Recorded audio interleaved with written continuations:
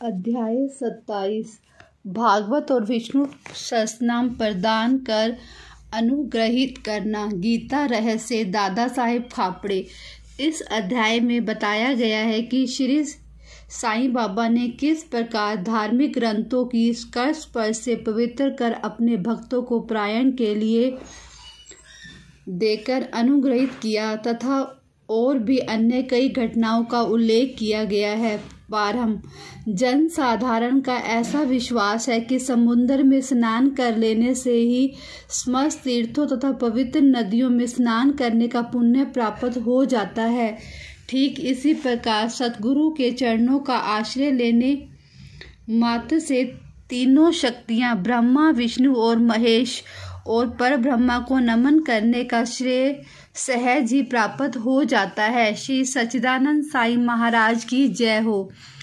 वह तो भक्तों के लिए कल्पतु दया के सागर और आत्मानुभूति देने वाले हैं। हे साईं, तुम अपनी कथाओं के श्रवण से मेरी श्रद्धा जागृत कर दो।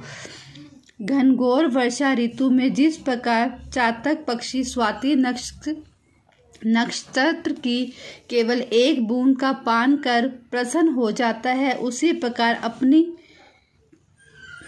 कथाओं के सार सिंधु से प्रकटित एक जल कण का सहसास दे दो, जिससे पाठकों और श्रोताओं के हृदय तृप्त होकर प्रसन्नता से भरपूर हो जाए। शरीर में स्वेद प्रभावित होने लगे, आंसुओं से नेत्र परिपूर्ण हो जाए, प्राण स्थिरता पाकर चित्त एकाग्र हो जाए और पल पल पर रोमांच हो उठे। ऐसे सात्विक भाव सभी से जागृत कर दो। प्रांतिक वैमनस्य तथा वर्ग अपवर्ग का भेदभाव नष्ट कर दो, जिससे वह तुम्हारी भक्ति में जिसके बिलखे और कंपित हो उठे। यदि वह सब भाव उत्पन्न होने लगे तो इसे गुरु कृपा के लक्षण जानो। इन भावों को अंतकरण में उदित देखकर गुरु अत्यंत प्रसन्न होकर तुम्हें आत्मानुभूति की ओर अग्रसर करेंगे। माया से मुक्त होने का एकमात्र सहज उपाय अन्य भाव से केवल श्री साईं बाबा की शरण जाना ही है। वेद वेदांत भी माया रूपी सागर से पार नहीं उतार सकते। यह कार्य तो केवल सतगुरु द्वारा ही संभव है। समस्त प्राणियों और भूतों में ईश्वर दर्शन करने के योग्य बनाने की क्षमता केवल उन्हीं में है। पवित्र ग्रंथों का प्रदान। गत अध्याय में बाबा की उपदेश शैली की नवीनता ज्ञात हो चुकी है। इस अध्याय में उसके केवल एक उदाहरण का ही वर्णन करेंगे। भक्तों को जिस ग्रंथ विशेष का पारायण करना होता था उसे वे बाबा के कर कमलों में भेंट कर देते थे, और यदि बाबा उसे अपने कर कमलों से स्पर्श कर लौटा देते तो वह उसे स्वीकार कर लेते थे। उनकी ऐसी भावना हो जाती थी। ऐसे ग्रंथ का यदि नित्य पठन किया जाएगा तो बाबा सदैव उनके साथ ही होंगे। एक बार काका महाजनी श्री एकनाथी भागवत लेकर शिरडी आए। श्यामा ने यह ग्रंथ अध्ययन के लिए उनसे ले लिया। उसे लिए हुए मस्जिद में पहुंचे, तब बाबा ने यह ग्रंथ श्यामा से ले लिया। उन्होंने उसे स्पर्श कर कुछ विशेष पृष्ठों को देखकर उसे संभाल कर रखने की आज्ञा देकर वापस लौटा दिया। श्यामा ने उन्हें बताया कि यह ग्रंथ तो काका साहिब का है और इसे वापस लौटाना है। तब बाबा कहने लगे, नहीं नहीं, यह ग्रंथ तो मैं तुम्हें दे रहा हूँ, तुम इसे सावधानी से अपने पास रखो, यह तुम्हें अत्यंत उपयोगी सिद्ध होगा। कुछ दिनों के पश्चात काका महाजनी पुनः श्री एकनाथी भागवत की दूसरी प्रति लेकर आए और बाबा के कर कमलों से भेंट कर दी, जिसे बाबा ने प्रसाद स्वरूप लौटाकर उन्हें भी उसे सावधानी से संभाल कर रखने की आज्ञा दी। साथ ही बाबा ने उसे आश्वासन दिया कि यह तुम्हें उत्तम स्थिति में पहुंचाने में सहायक सिद्ध होगा। काका ने उन्हें प्रणाम कर उसे स्वीकार कर लिया। श्यामा और विष्णु सहस्रनाम। श्यामा बाबा के अंतरंग भगत थे। इस कारण बाबा उन्हें एक विचित्र ढंग से विष्णु सहस्त्रनाम प्रसाद रूप से देने की कृपा करना चाहते थे। तभी एक रामदासी आकर कुछ दिन शिरडी में ठहरा। वह नित्य नियम अनुसार प्रातःकाल उठता और हाथ मुंह धोने के पश्चात स्नान कर भगवा वस्त्र धारण करता और शरीर पर भस्म लगाकर विष्णु सहस्त्रनाम का जाप किया करता था और बहुधा इन्हीं ग्रंथों को ही पढ़ा करता था। कुछ दिनों के पश्चात बाबा ने श्यामा को भी विष्णु सहस्त्रनाम से परिचित कराने का विचार कर रामदासी को अपने समीप बुलाकर उससे कहा कि मेरे उदर में अत्यंत पीड़ा हो रही है और जब तक मैं सोनामुखी का सेवन ना करूंगा तब तक मेरा कष्ट दूर ना होगा। तब रामदासी ने अपना पाठ स्थगित कर दिया और वह औषधि लाने बाजार चला गया।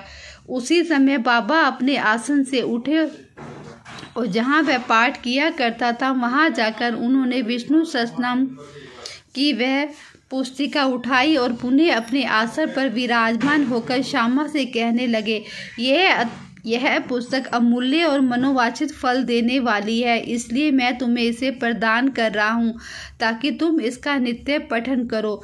एक बार जब वह बहुत रुग्ण था और मेरे हृदय धड़कने लगा, मेरे प्राण केरू उड़ना ही चाहते थे, उसी समय मैंने इस सद्ग्रंथ को अपने हृदय पर रख लिया। कैसा सुख पहुंचाया इसने। उसी समय मुझे ऐसा ही भान हुआ मानो अल्लाह ने स्वयं ही पृथ्वी पर आकर मेरी रक्षा की।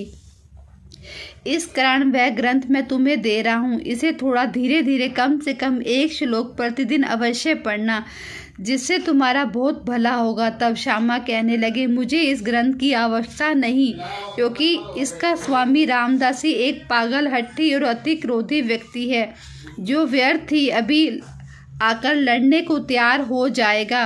अल्प शिक्षित होने के नाते मैं संस्कृत भाषा में लिखित इस ग्रंथ को पढ़ने में भी असमर्थ हूँ। श्यामा की धारणा थी कि बाबा मेरे और रामदासी के बीच मन मुटाव करवाना चाहते हैं, इसलिए उन्होंने यह नाटक रचा। बाबा का विचार उनके प्रति क्या था वह उनकी समझ में ना आया। बाबा येन केन प्रकारेण विष्णु सहस्त्रनाम उसके कंठ में उतार देना चाहते थे। वह तो अपने एक अल्प शिक्षित अंतरंग भक्त को सांसारिक दुखों से मुक्त कर देना चाहते थे।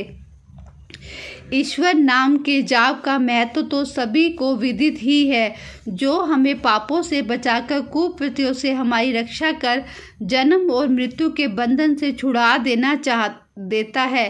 वह आत्म शुद्धि के लिए एक उत्तम साधन है, जिसमें न किसी सामग्री की आवश्यकता है न किसी नियम के बंधन की। इससे सुगम और प्रभावकारी साधन अन्य कोई नहीं। बाबा की इच्छा तो श्यामा से यह साधना कराने की थी, परंतु श्यामा ऐसा ना चाहते थे, इसलिए बाबा ने उन पर दबाव डाला। ऐसा बहुधा सुनने में आया है कि बहुत पहले श्री एकनाथ महाराज ने भी अपने एक पड़ोसी ब्राह्मण से विष्णु सहस्त्रनाम का जाप करने के लिए आग्रह कर उसकी रक्षा की थी। विष्णु सहस्त्रनाम का जाप चित्त शुद्धि के लिए एक श्रेष्ठ तथा सरल मार्ग है, इसलिए बाबा ने श्यामा को अनुरोध पूर्वक इसके जाप में प्रवृत्त किया। रामदासी बाजार से तुरंत सोनामुखी लेकर लौट आया। अन्ना चिचड़ीकरण जो वहां उपस्थित थे प्राय पूरे नारद मुनि ही थे और उन्होंने उस घटना का संपूर्ण वृत्तांत रामदासी को बता दिया। रामदासी क्रोध वेश में आकर श्यामा की ओर लपका और कहने लगा कि यह तुम्हारा ही कार्य है, जो तुमने बाबा के द्वारा मुझे उदर पीड़ा के बहाने औषधि लेने को भेजा। यदि तुमने पुस्तक ना लौटाई तो मैं तुम्हारा सिर तोड़ दूंगा। श्यामा ने उसे शांतिपूर्वक समझाया, परंतु उनका कहना व्यर्थ ही हुआ। तब बाबा प्रेम पूर्वक बोले कि अरे रामदासी, यह क्या बात है, क्यों उपद्रव कर रहे हो? क्या श्यामा अपना बालक नहीं है? तुम उसे व्यर्थ ही क्यों गाली दे रहे हो? मुझे तो ऐसा प्रतीत होता है कि मैं तुम्हारी प्रकृति उपद्रवी है। क्या तुम नरम और मृदुल वाणी नहीं बोल सकते? तुम नित्य प्रति इन पवित्र ग्रंथों का पाठ किया करते हो और फिर भी तुम्हारा चित्त अशुद्ध ही है। जब तुम्हारी इच्छाएं तुम्हारे वश में नहीं है तो तुम रामदासी कैसे? तुम्हें तो समस्त वस्तुओं के अनासक्त होना चाहिए। कैसी विचित्र बात है कि तुम्हें इस पुस्तक पर इतना अधिक मोह है। सच्चे रामदासी की तो ममता त्याग कर समदर्शी होना चाहिए। तुम तो अभी बालक श्यामा से केवल एक छोटी सी पुस्तक के लिए झगड़ा कर रहे थे। जाओ अपने आसन पर बैठो। पैसे से पुस्तकें तो अनेक प्राप्त हो सकती है, परंतु मनुष्य नहीं। उत्तम विचारक बनकर विवेकशील हो। पुस्तक का मूल्य ही क्या है, उससे श्यामा को क्या प्रयोजन। मैंने स्वयं उठकर वह पुस्तक उसे दी थी। वह सोचकर तुम्हें तो यह पुस्तक पूर्ण कृष्ण है, श्यामा को इसके पठन से कुछ लाभ पहुँचे, इसलिए मैंने उसे दे दी। बाबा के ये शब्द कितने मृदु और मार्मिक और अमृत तुल्य हैं। इनका प्रभाव रामदासी पर पड़ा। वह चुप हो गया तथा फिर श्यामा से बोला, मैं इसके बदले में पंचरत्नी गीता की एक प्रति स्वीकार कर लूँगा। तब श्यामा भी प्रसन्न होकर कहने लगे, तुम एक ही क्यों, मैं तो तुम्हें इसके बदले 10 प्रतियां देने को तैयार हूँ। इस प्रकार यह विवाद तो शांत हो गया, परंतु अब प्रश्न यह आया कि रामदासी ने पंचरत्नी गीता के लिए एक ऐसी पुस्तक जिसका उसे कभी ध्यान भी ना आया था, इसका आग्रह क्यों किया, और जो मस्जिद में हर दिन धार्मिक ग्रंथों का पाठ करता हो वह बाबा के समक्ष ही इतना उत्पात करने पर क्यों उतारू हो गया। हम नहीं जानते कि इस दोष का निराकरण कैसे करें और किसे दोषी ठहरावें। हम तो केवल इतना ही जान सके हैं कि यदि इस प्रणाली का अनुसरण ना किया गया होता तो विषय का महत्व और ईश्वर नाम की महिमा तथा श्यामा को विष्णु सहस्त्र नाम के पठन का शुभ अवसर भी प्राप्त ना होता। इससे यह प्रतीत होता है कि बाबा के उपदेश की शैली और उसकी प्रक्रिया अद्वितीय है। श्यामा ने धीरे धीरे इस ग्रंथ का इतना अध्ययन कर लिया कि उन्हें इस विषय का इतना ज्ञान हो गया कि वह श्रीमान बूटी साहिब के दामाद प्रोफेसर जी नार के एमए इंजीनियरिंग कॉलेज पूना को भी उसका यथार्थ अर्थ समझाने में पूर्ण सफल हुए। गीता रहस्य। ब्रह्म विद्या का जो भक्त अध्ययन करते हैं उन्हें बाबा सदैव प्रोत्साहित करते थे। इसका एक उदाहरण है कि समय बाबू साहेब जोग एक पार्सल आया जिसमें श्री लोकमान्य तिलक कृत गीता भाष्य की एक प्रति थी, जिसे काख में दबाए हुए मस्जिद में आए। जब वह चरण वंदना के लिए झुके तो वह पार्सल बाबा के श्री चरणों पर गिर पड़ा। तब बाबा उनसे पूछने लगे कि इसमें क्या है। श्री जोग ने तत्काल ही पार्सल से वह पुस्तक निकालकर बाबा के कर कमलों में रख दी। बाबा ने थोड़ी देर उसके कुछ पृष्ठ देखकर जेब में से 1 रुपया निकाला और उस पुस्तक पर रखकर जोग को लौटा दिया। कहने लगे कि इसका ध्यान पूर्वक अध्ययन करते रहो, इससे तुम्हारा कल्याण होगा। श्रीमान और श्रीमती खापड़े। एक बार श्री दादा साहेब खापड़े सहकुटुंब शिरडी आए और कुछ मास वहीं ठहरे। उनके ठहरने के नित्य कार्यक्रम का वर्णन श्री साईं लीला पत्रिका के प्रथम भाग में प्रकाशित हुआ है। दादा कोई सामान्य व्यक्ति न थे, वह एक धनान्य और अमरावती के सुप्रसिद्ध वकील तथा केंद्रीय धारा सभा के सदस्य थे। वह विद्वान और प्रवीण वक्ता भी थे।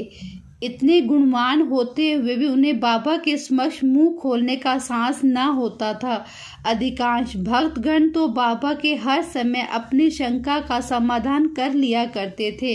केवल 3 व्यक्ति खापड़े, नूलकर और बूटी ही ऐसे थे जो सदैव मौन धारण किए रहते तथा अनिविनम्र और उत्तम प्रकृति के व्यक्ति थे। दादा साहेब विद्यारण्य स्वामी द्वारा रचित पंचदशी नामक प्रसिद्ध संस्कृत ग्रंथ जिसमें अद्वैत वेदांत का दर्शन है, उसका विवरण दूसरों को तो समझाया करते थे, परंतु जब वह बाबा के समीप मस्जिद में आए तो वह एक शब्द का भी उच्चारण न कर सके। यथार्थ में कोई व्यक्ति चाहे वह जितना वेद वेदांतों में पारंगत क्यों न हो, परंतु ब्रह्मा पद को पहुंचे हुए व्यक्ति के समक्ष उसका शुष्क ज्ञान प्रकाश नहीं दे सकता।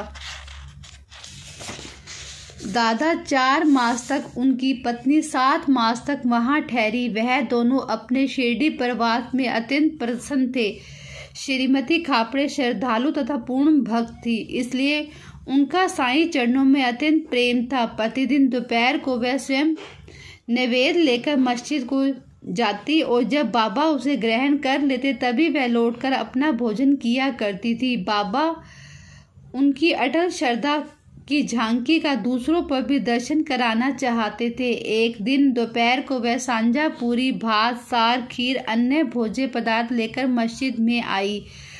और दिनों में तो भोजन प्राय घंटों तक बाबा की प्रतीक्षा में पड़ा रहता था, परंतु उस दिन वह तुरंत ही उठे और भोजन के स्थान पर आकर आसन ग्रहण कर लिया और थाली पर से कपड़ा हटाकर उन्होंने रुचिपूर्वक भोजन करना प्रारंभ कर दिया। तब श्यामा कहने लगी, यह पक्षपात क्यों? दूसरों की थालियों पर तो आप दृष्टि तक नहीं डालते, उल्टे उन्हें फेंक देते हैं, परंतु आज इस भोजन की आप बड़ी उत्सुकता और रुचि से खा रहे हैं। आज इस बाई का भोजन आपको इतना स्वादिष्ट क्यों लगा? यह विषय तो हम लोगों के लिए एक समस्या बन गया है। तब बाबा ने इस प्रकार समझाया, सचमुच ही इस भोजन में एक विचित्रता है। पूर्व जन्म में यह बाई एक व्यापारी की मोटी गाय थी जो बहुत अधिक दूध देती थी। पशु योनि त्याग कर इसने एक माली के कुटुंब में जन्म लिया। उस जन्म के उपरांत फिर यह क्षत्रिय वंश से उत्पन्न हुई। इसका विवाह एक व्यापारी से हो गया। दीर्घ काल के पश्चात इनसे भेंट हुई है, इसलिए इनकी थाली में से प्रेम पूर्वक 4 घास तो खा लेने दो। ऐसा कहकर बाबा ने भर पेट भोजन किया और फिर हाथ मुंह धोकर तृप्ति की 4-5 डकारे लेकर अपने आसन पर पुनः आ विराजे। फिर श्रीमती खापड़े ने बाबा को नमन किया, उनके पास सेवन करने लगी। बाबा उनसे वार्तालाप करने लगे और साथ साथ उनके हाथ भी दबाने लगे। इस प्रकार परस्पर सेवा करते देखा श्यामा मुस्कुराने लगा और बोला कि देखो तो एक अद्भुत दृश्य है। भगवान और भक्त एक दूसरे की सेवा कर रहे हैं। उनकी सच्ची लगन देखकर बाबा अत्यंत कोमल तथा मृदु शब्दों से अपना श्रीमुख से कहने लगे कि अब सदैव राजा राम का जाप किया करो। यदि तुमने इसका अभ्यास करबद्ध कर लिया तो तुम्हें अपने जीवन के ध्येय की प्राप्ति अवश्य हो जाएगी। तुम्हें तो पूर्ण शांति प्राप्त होकर अत्यधिक लाभ होगा। आध्यात्मिक विषयों से अपरिचित व्यक्तियों के लिए यह घटना साधारण सी प्रतीत होगी, परंतु शास्त्रीय भाषा यह शक्तिपात के नाम से विदित है, अर्थात गुरु द्वारा शिष्य में शक्ति संचार करना। बाबा के वे शब्द कितने शक्तिशाली और प्रभावकारी थे जो एक क्षण में ही हृदय कमल में प्रवेश कर गए और वहां अंकुरित हो उठे। यह घटना गुरु शिष्य संबंध के आदर्श की घोतक है। गुरु शिष्य दोनों को एक दूसरे की अभिन्न जानकर प्रेम और सेवा करनी चाहिए, क्योंकि उन दोनों में कोई भेद नहीं है। वह दोनों अभिन्न और एक ही हैं, जो कभी पृथक नहीं हो सकते। शिष्य गुरुदेव के चरणों पर मस्तक रख रहा है और वह तो केवल बाह्य दृष्टि मात्र है। आंतरिक दृष्टि से दोनों अभिन्न और एक ही हैं, तथा जो उनमें भेद समझता है वह अभी अपरिपक्व और अपूर्ण ही है।